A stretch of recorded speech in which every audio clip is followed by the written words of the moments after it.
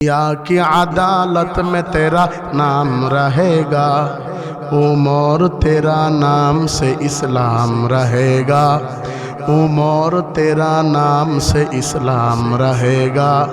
दुनिया में हो दुनिया का तलबगार नहीं हो, बाजार से गुजर हो खरीदार नहीं हो, बाजार से गुजर हो खरीदार नहीं हो। ए मुसलमान खूब मनोযোগ, দুনিয়ার কোনো দিকে খেয়াল করব না। দেখুনি দুইটা ফোঁটা চোখের পানি ফালায়া গভীর রজনীতে 342 এ কল দিতে পারো কিনা? 342 যদি কেউ ব্যবহার করতে পারো, 342 যদি কোনো বান্দা নিজের জীবনে সেটিং করতে পারো, 342 যদি প্রতিদিন আমলে থাকে, দেখবা তোমার জীবনটা আল্লাহওয়ালাদের জীবনের মতো হয়ে যাবে। হুজুর 342 কি?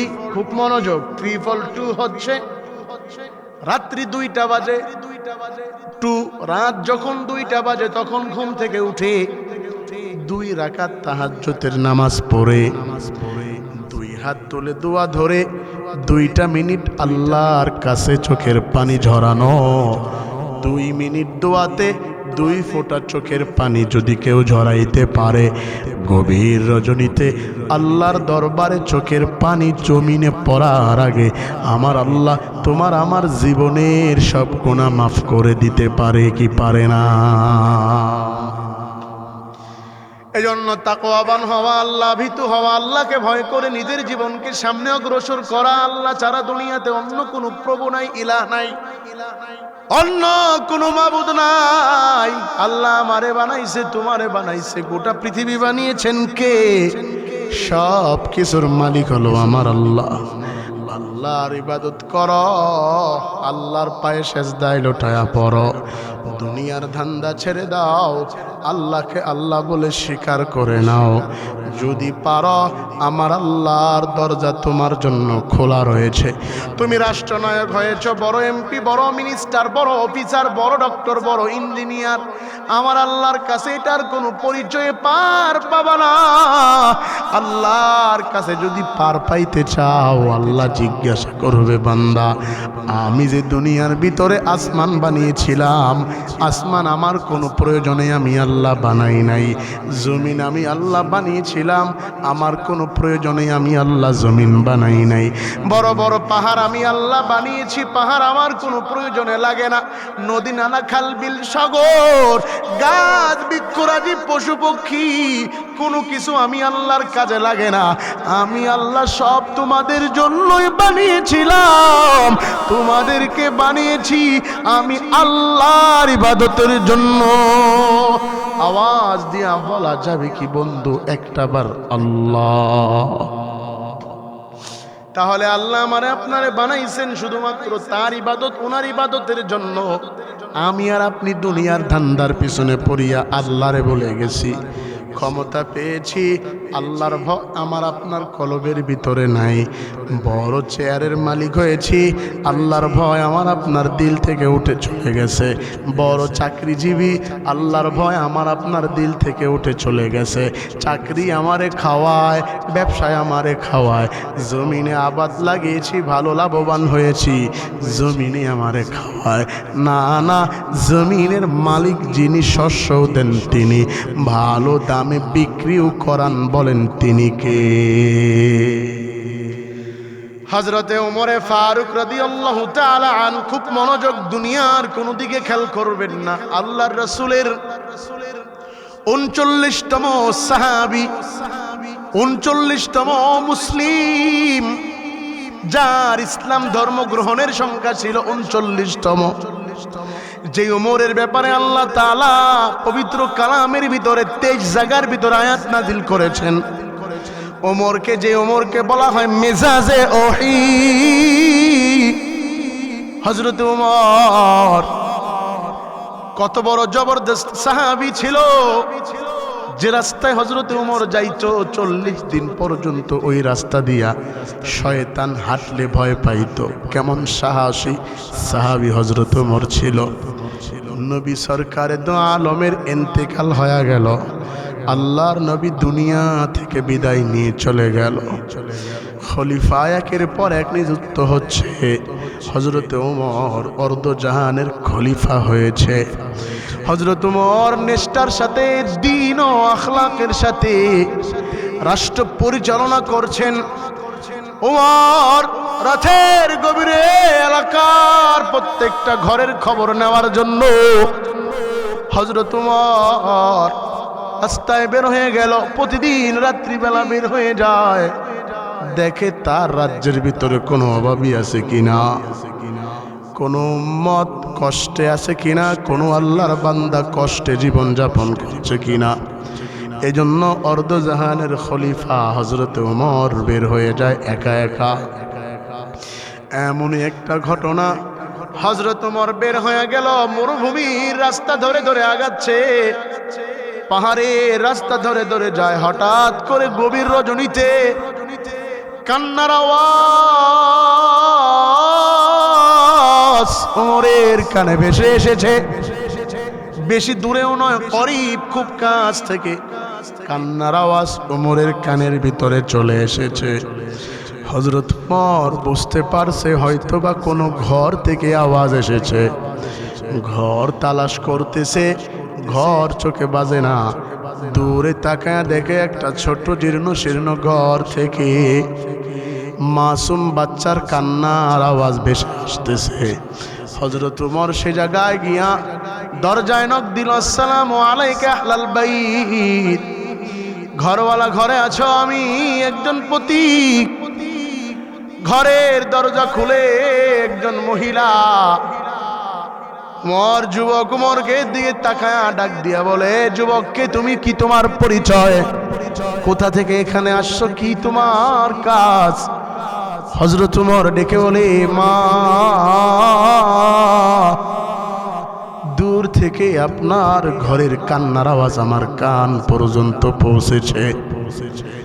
আমি একটু খবর নেওয়ার জন্য আসছি, আপনার ঘরের ভিতরে কে কান্না করতেছে। বলে, আমাকে যদি বলা যায় একটু শেয়ার করেন। মহিলা ডাক দিয়ে বলে, যুবক যাও যাও, তোমারে আমার কষ্টের কথা বলে কি লাভ হবে? এ জাহানের খলিফা হযরত ওমর, যার নাম শুনেছো, ওই উমরের আন্ডারে আমরা থাকি, কিন্তু হযরত ওমর আমাদের কোনো খোঁজ খবর নেয় না। আর স্বামী বড় ধার্মিক ছিল, আমার স্বামী ইসলামের জন্য জিহাদ করতে গিয়েছিল, আদরের 3টা সন্তান রেখে জিহাদের ময়দানে গিয়েছে। জিহাদ করতে করতে এক পর্যায়ে আমার স্বামী শাহাদাত বরণ করেছে। আমি শহীদের বিবি। কিন্তু আজকে 1 বছর হয়ে গিয়েছে, আমি মানুষের বাড়িতে জিয়ের কাজ করি, মানুষের বাড়িতে গিয়া গিয়া কাজ করি, সন্তানের মুখে খাবার এনে দেই। আজকে 3টা দিন ধরে ঘরের ভিতরে কোনো খাবার নাই। 1 বছর হয়ে গেল। খলিফাতুল মুসলিমিন ওমর আমার বাসায় এসে খবর নিল না। এত বড় জালেমের ব্যাপারে আমি আল্লাহর কাছে নালিশ দিব, আমি আল্লাহর কাছে বলবো, ওমর আমাদের কোনো খোঁজ খবর নেয় নাই। হযরত ওমর এই কথা শোনার পরে বলেন, মা, আপনি পাতিলের ভিতরে কি নাড়াচ্ছেন? ঘরের ভিতরে 3টা সন্তান কান্না করতেছে, আপনার পাতিলে কি রান্না করতেছেন? বলে, যুবক তোমারে বলেই বা কি লাভ হবে? আমি গত 2 দিন বাচ্চাদেরকে খাবার দিতে পারি নাই। আজকে আমার বাচ্চারা আমাদেরকে বলতেছে, মা, আজকে যদি খাবার না হয় মনে হয় আমরা আর দুনিয়ায় থাকবো না। পাতিলের ভিতরে পানি চড়ায়া আল্লাহরে বলেছি, মালিক, ও দয়ার মাওলা, আপনার কুদরতের খাবার যদি পাতিলে না আসে, আজকে মনে হয় আমার সন্তানদেরকে আর বাঁচায়া রাখতে পারবো না। আমার পাতিলের ভিতরে পানি দিয়া আগুনে চড়ায়া আমি পানি নাড়াচ্ছি, আর সন্তানদেরকে বুঝ দিচ্ছি। ফজরের সময় যখন হয়ে যাবে, খাবার যদি না দিতে পারি, আমি মা সন্তানের কাছে সবচাইতে মিথ্যুক হয়ে যাব। এই মনের কষ্টে পাতিলের পানি নাড়াচ্ছি, আর বাচ্চাদের কান্না আমি মা হইয়া হজম করতেছি। হযরত ওমর ডেকে বলে, মা আমি যদি আপনারে কোনো কিছু দিয়া সহযোগিতা করি, আপনি নেবেন কিনা বলেন। শহীদের বিবি মহিলা ডেকে বলে, কে তুমি, কি তোমার পরিচয়, কেনই বা সহযোগিতা করবা? বলে, মা আপনি নেবেন কিনা বলেন। বলে, যাও আমি গ্রহণ করব। হযরত ওমর পাগলের মতো একটা দৌড় মারছে। রাষ্ট্রীয় কোষাগারের ভিতরে গিয়া প্রহরীকে ডেকে বলে, প্রহরী জলদি করে রাষ্ট্রীয় কোষাগার খোলো। কর্মচারীও দাঁড়ায় আছে। কর্মচারীকে হযরত ওমর ডেকে বলে, একটা আটার বস্তা আমার কাঁধের উপরে চড়ায়া দাও, হাতে কিছু প্রয়োজনীয় সামগ্রী তুলে দাও। কর্মচারী ডাক দিয়া বলে, খলিফাতুল মুসলিমিন হযরত ওমর, আমাকেই তো এই কাজে নিযুক্ত করে রেখেছেন, আপনি কেন আটার বস্তা মাথায় নেবেন? ঠিকানা বলে দেন, আমি আটার বস্তা মাথায় নিয়ে জায়গা মতো পৌঁছায়া দিব, আপনাকে আমি থেকে কষ্ট দিতে পারবো না। হযরত ওমর ডেকে বলে, তোমার মাথায় আজকে আমি আটার বস্তা তুলে দিব, তবে তুমি যদি আমাকে কিয়ামতের মাঠে আল্লাহ তাআলা যেদিন আমলনামা জান্নাতি আমলনামা ডান হাতে তুলে দিবে, সেই দিন আমার গুনাহ যা থাকবে তুমি মাথায় বহন করবা কিনা বলো? তুমি সেদিন গুনাহের বোঝা মাথায় বহন করবা কিনা বলো? যদি বহন করতে পারো, আজকে আটার বস্তা তুমি গ্রহণ করো। কর্মচারী ডেকে বলে, খলিফাতুল মুসলিমিন না, আমি তো দুনিয়ার কষ্ট সহ্য করতে পারবো, আখিরাতের কষ্ট গুনাহ আমি নিতে পারবো না। বলে, তাহলে আর তুমি কথা বাড়ায়ো না, জলদি করে আটার বস্তা মাথায় তুলে দাও। হযরত ওমর খলিফাতুল মুসলিমিনের মাথার ভিতরে আটার বস্তা তুলে দিয়েছে। অর্ধজাহানের খলিফা মাথার ভিতরে আটার বস্তা নিয়ে হাঁটা শুরু করে দিয়েছে। লম্বা কথা সংক্ষেপ, শহীদের বিবির বাসায় এসে ঘরের ভিতরে প্রবেশ করে দেখতেছে পানি পাতিলের ভিতরে দিয়া নাড়াচাড়া করতেছে। হযরত ওমর ডেকে বলে, মা আপনি যদি মনে কিছু না করেন, ওই পাতিলের ভিতরে আমি আটা দিই, আপনি খামির করেন, আর খামির কি তো আটা আমারে দেন, আমি নিজের হাতে রুটিটা ভাজতে চাই, আপনার যদি কোনো আপত্তি না থাকে। মহিলা শহীদের বিবি মহিলা নিজের হাতে খামির বানায়। ওই খামির দিয়া হযরত ওমর রুটি বানায়া, রুটি ভেজে ভেজে ক্ষুধার্ত তিন সন্তানকে কুলের ভিতরে নিয়ে মুখের ভিতরে রুটি দেয়। সন্তানেরা মুখ ফুসকে হাসে, ওমর কাঁদে। সন্তান যত হাসে ওমর তত কাঁদে। ওমর ডেকে বলে, সন্তানেরা তোমরা তো প্রতিদিন হাসার কথা ছিল, আমি ওমরের খামখেয়ালির কারণে তোমরা কতই না কষ্ট পেয়েছো। তাদেরকে খানা দানা খাওয়ায়া মহিলাকে ডেকে বলে, মা আমার, আপনি ইচ্ছা মতো আপনি এখান থেকে আটা ব্যবহার করে খানা দানা করবেন, আপনার দায়িত্ব আমি নিয়েছি, মাস শেষ হবে আপনার ঘরে খানা পৌঁছে যাবে। আল্লাহর বান্দি ওঠে ডাক দিয়ে বলে, যুবক কে তুমি, কিবা তোমার পরিচয় জানি না, আমি যদি আল্লাহ তাআলা কিয়ামতের মাঠে আমারে তুলে আল্লাহর কাছে আমি দুইটা প্রশ্ন করব, দুইটা বিচার দিব। এক নাম্বার বিচার হলো, ও আল্লাহ আপনি ওমরকে ছাড় দিবেন না, আমার খোঁজ খবর নেয় নাই, আমার দেখভাল করে নাই, আমার খোঁজ খবর নেয় নাই, আপনি তাকে ছাড় দিবেন না। দুই নাম্বার, ও মাওলা এই ছেলেটাই তো অর্ধজাহানের খলিফা হওয়ার উপযুক্ত ছিল, তারে না করে আপনি উমরকে কেন করাইছেন? আমি এই দুইটা কথা বলবো। খলিফাতুল মুসলিমিন উমর কথা শুনে দৌড় দিয়া বাসায় চলে গেছে। বিবিরে ডাক দিয়া বলে, আব্দুল্লাহর মা কোথায়? আজকে আমার বাসায় এমন একজন মেহমান আসবে, হয়তোবা জীবনে এরকম মেহমান আসে নাই, সামনেও আসবে না। তার জন্য বাসায় উত্তম খাবারের রেডি করো, উত্তম খাবারের ব্যবস্থা করো। হযরত ওমর এই কথা বলে চলে গেল রাজসিংহাসনে। রাজসিংহাসনে গিয়া ডাক দিয়ে বলে, ও সিপাহী, জলদি করে যাও, অমুক ঠিকানা এক শহীদের বিবি আছে, শহীদের বিবিকে আমার সাথে দেখা করার জন্য ডাকো। লম্বা কথা সংক্ষেপ, আরেকজন সেনাপতিকে ডাক দিয়ে বলে, যাও ভালো বাগান থেকে বড় বড় খেজুরের কিছু ডাল পাতা মুক্ত করে আমার সামনে নিয়ে আসো। 3 জায়গায় 3 ভাষায় কথা বলেছে হযরত ওমর। যেহেতু খলিফাতুল মুসলিমিন ওমর এই কথা বলেছে, সবাই কথা সাদরে গ্রহণ করে নিয়েছে, যে যার কাজে লিপ্ত হয়ে গেছে। সিপাহী গিয়া মহিলাকে ডাক দিয়া বলে, আপনাকে অর্ধজাহানের খলিফা খলিফাতুল মুসলিমিন হযরত ওমর আপনাকে ডেকে পাঠাইছে, চলেন। মহিলার ভিতরে বড় ভয়।